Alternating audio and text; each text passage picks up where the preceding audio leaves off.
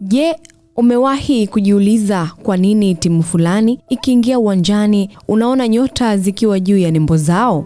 Je, hizo nyota ni pambo tu la kisanii lililobuniwa na wabunifu wa jezi, ama ni alama inayobeba siri, jasho na damu ya miongo kadhaa uwanjani?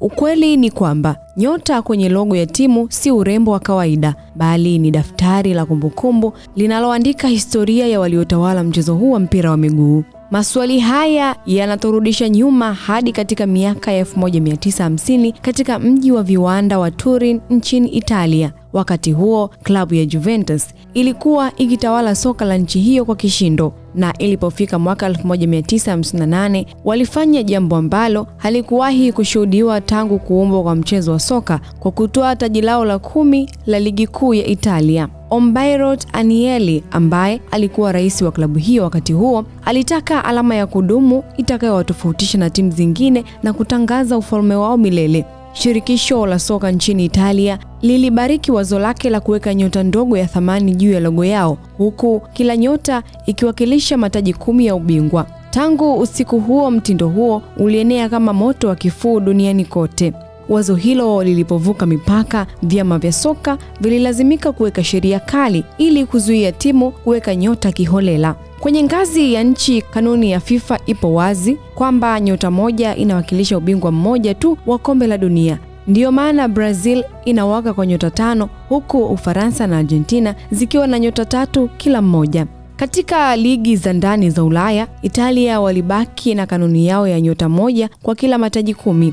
Wakati Ujerumani wenyewe wakaunda mfumo wa ngazi ambapo timu inapata nyota ya kwanza ikifikisha mataji 3, nyota ya pili ikifikisha mataji 5 na kuendelea kuongezeka kadri mataji yanavyoongezeka. Kila msimu unapoisha, jalada hili la nyota hufunguliwa tena kupokea majina mapya ya walioweka historia. Lionel Messi aliponyanyua kombe la dunia nchini Qatar, mafundi wa Argentina walishona rasmi nyota ya 3 kwenye kifua cha jezi yao, ikiungana na zile za mwaka 1978 na mwaka 1986.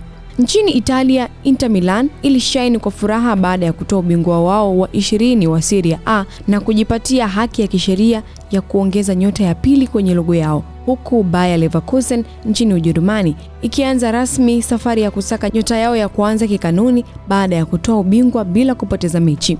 Mpaka hapa wengi watakuwa wakijiuliza maswali mengi baada ya kuona nyota kwenye timu fulani hapa Bongo.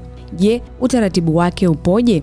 Sasa basi, kwa hapa nyumbani Tanzania, ingawa shirikisho la soka nchini halijaweka kanuni rasmi ya kisheria inayoratibu nyota, vilabu vyetu vimetumia alama hii kimkakati kwa lengo la kutuma ujumbe mzito kwa wapinzani. Young Africans imekuwa ikitumia nyota kwenye jezi zake kama sehemu ya ubunifu na maadhimisho ya mafanikio ya klabu katika nyakati tofauti.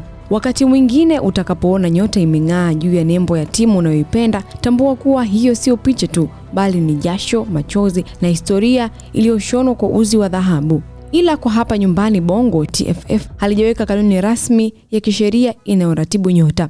Je, chama lako lina nyota ngapi au ni pambo kwenye jezi? Tuandikie maoni yako hapo chini. Mimi ni Gladness Joseph. Makala hii imeandaliwa na Masu Brand na hii ni IOTV Sports.